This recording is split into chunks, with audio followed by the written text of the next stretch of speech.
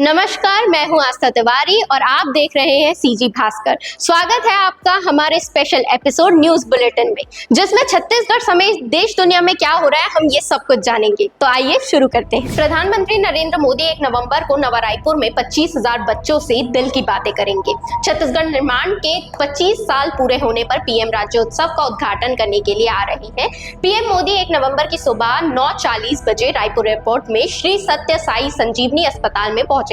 यहाँ से वे हार्ट के सक्सेसफुल ऑपरेशन वाले बच्चों से बातें करेंगे। इस कार्यक्रम में 6 साल के बच्चे से लेकर 20 से 25 साल तक के युवा शामिल होंगे। बिहार के बाद देश के 12 राज्यों और यूनियन टेरिटरी में वोटर लिस्ट अपडेट होगी। इनमें छत्तीसगढ़ भी शामिल है। चुनाव आयोग ने सोमवार को बताया कि इन राज्यों में वोटर लिस्ट का स्पेशल इंटेंसिव रिवीजन यानी SIR कल यानी 28 अक्टूबर से शुरू हो जाएगा और 7 फरवरी तक चलेगा। इस प्रोसेस में वोटर लिस्ट का अपडेशन होगा, नए वोटरों के नाम जोड़े जाएंगे और वोटर लिस्ट सामने आने वाली गलतियों को सुधारा जाएगा। 12 राज्य जहां SIR होगा उनमें अंडमान निकोबार, छत्तीसगढ़, गोवा, गुजरात, केरल, लक्षद्वीप, मध्य प्रदेश, पौंडीचेरी, राजस्थान, तमिलनाडु, उत्तर प्रदेश और पश्चिम बंगाल शामिल है। छत्तीसगढ़ के पूर्व मुख्यमंत्री भूपेश बघेल को कांग्रेस ने बिहार विधानसभा चुनाव के लिए स्टार प्रचारक की जिम्मेदारी सौंपी है। कांग्रेस की ओर से जारी 40 स्टार प्रचारकों की सूची में उनका नाम भी शामिल है। इस सूची में सोनिया गांधी, राहुल गांधी, प्रियंका गांधी वाड्रा और मल्लिकार्जुन खड़गे जैसे बड़े नेता शामिल है। वहीं प्रदेश कांग्रेस अध्यक्ष दीपक बैज ने सभी को बधाई दी है। उन्होंने भाजपा पर तंज कसते हुए कहा है कि बीजेपी की सूची में छत्तीसगढ़ के मुख्यमंत्री तक का नाम नहीं है। छत्तीसगढ़ में 5,000 शिक्षकों की भर्ती की घोषणा के बाद राज्य सरकार के खिलाफ विरोध प्रदर्शन तेज हो गया है।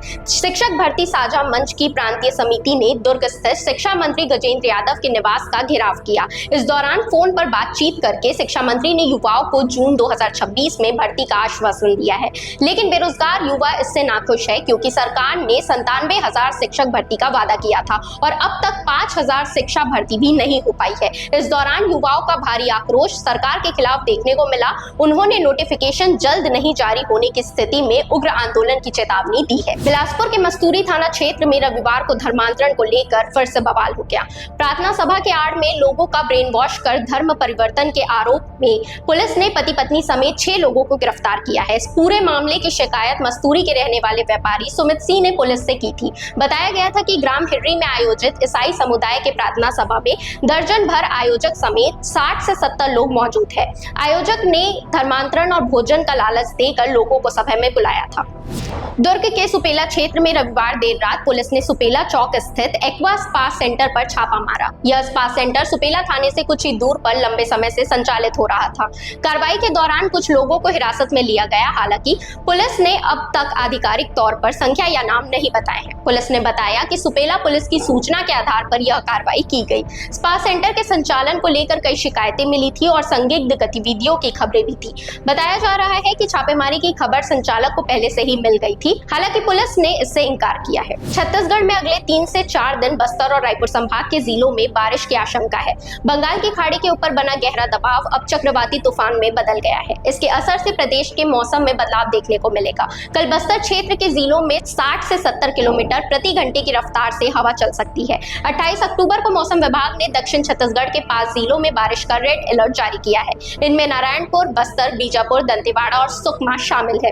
रायपुर, दुर्ग, बलौदाबाजार, महासमुंद, बालोद, राजनांदगांव, खैरागढ़, छुईखदान, गंडई में येलो अलर्ट जारी किया गया है। इस दौरान गरज चमक के साथ बिजली गिरने की आशंका भी जताई गई है। रूस ने दुनिया की पहली न्यूक्लियर पावर्ड यानी परमाणु ऊर्जा से चलने वाली क्रूज मिसाइल का सफल परीक्षण किया है। दावा किया जा रहा है कि यह मिसाइल अनलिमिटेड रेंज वाली है। राष्ट्रपति व्लादिमीर पुतिन ने रविवार को वीडियो कॉन्फ्रेंस के दौरान कहा कि इसके सभी टेस्ट पूरे हो चुके हैं। ऐसी मिसाइल दुनिया के किसी भी देश के पास नहीं है।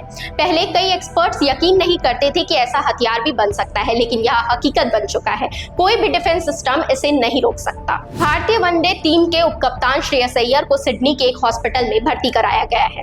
वह अभी आईसीयू में है। रिपोर्ट्स के मुताबिक उन्हें ऑस्ट्रेलिया के खिलाफ तीसरे मैच के दौरान पसलियों में चोट लगने की वजह से इंटरनल ब्लीडिंग हो रही है। अय्यर ने तीसरे वनडे में शनिवार को बैकवर्ड पॉइंट से पीछे की ओर दौड़ते हुए एलेक्स कैरी का शानदार कैच लिया था। इस दौरान उनकी बाई पसली में चोट लग गई। इसके बाद वह ड्रेसिंग रूम में लौटे और उन्हें तुरंत अस्पताल ले जाया गया। हिमाचल के मंडी से बीजेपी सांसद और बॉलीवुड एक्ट्रेस कंगना रनौत मानहानि केस में सोमवार को भटिंडा कोर्ट में पेश हुई। कोर्ट में उन्होंने महिला बुजुर्ग किसान को लेकर किए गए ट्वीट पर माफी मांगी। उन्होंने कहा कि मिसअंडरस्टैंडिंग हुई है, मैंने माता को संदेश दिया है कि वे मिसअंडरस्टैंडिंग का शिकार हुई है, मेरी ऐसी मंशा नहीं थी। बता दें, कंगना जिस मामले में पेश हुई वह साल 2021 का है, जब किसान आंदोलन चल रहा था। उस दौरान कंगना ने भटिंडा के गांव बहादुरगढ़ जंडिया की रहने वाली 87 वर्षीय बुजुर्ग किसान महेंद्र कौर को 100 रुपए लेकर धरने में शामिल होने वाली महिला बताते हुए ट्वीट किया था।